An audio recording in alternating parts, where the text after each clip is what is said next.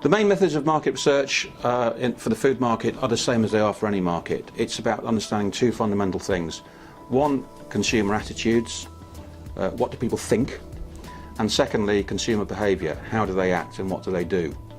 As far as attitudes go, it's very important to be able to talk directly to consumers about what they think. Not just specifically about their attitudes to this particular product, was it tasty compared to that particular product, although that is an aspect of market research which goes on. But also, what is their view on packaging? Do they think there's too much packaging? Because if somebody is particularly worried and they think it's wasteful and harmful to the planet, then they won't buy a product that's over-packaged. One also needs to understand what is their attitude to cooking when they come home from work? What is their attitude to leaving their teenage kids to cook for themselves, and under what circumstances would they allow them to use the grill, the oven, the microwave, etc. So that's the attitudinal side, understanding what people think. And it's interesting that nearly all the major supermarkets have their own panels of customers to check out various things and understand how they're changing.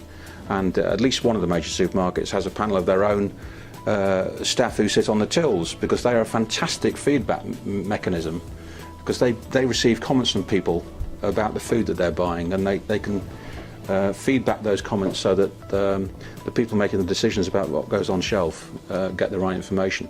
The other side is behaviour, and this can be measured in a variety of different ways, and this is really about concrete measurement of what they buy when they buy. How many times do they buy steak? How many times when they buy steak also buy mustard and also buy gravy? So capturing information about what shoppers and consumers actually do, what they actually buy and what they actually eat can be done through a variety of different methodologies.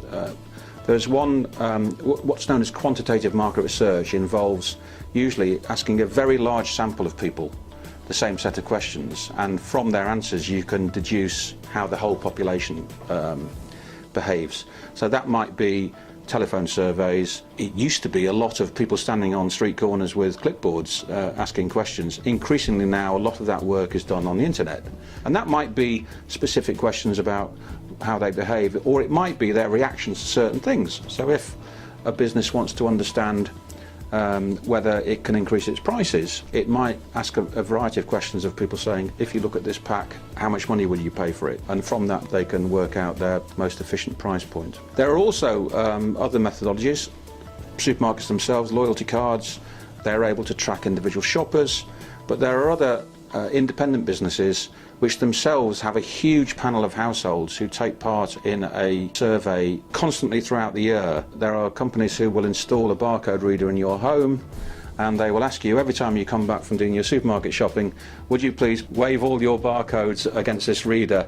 And that company will, as an independent business, assess various trends in the market, who's buying what, how product categories are doing, who's buying cauliflower, whatever.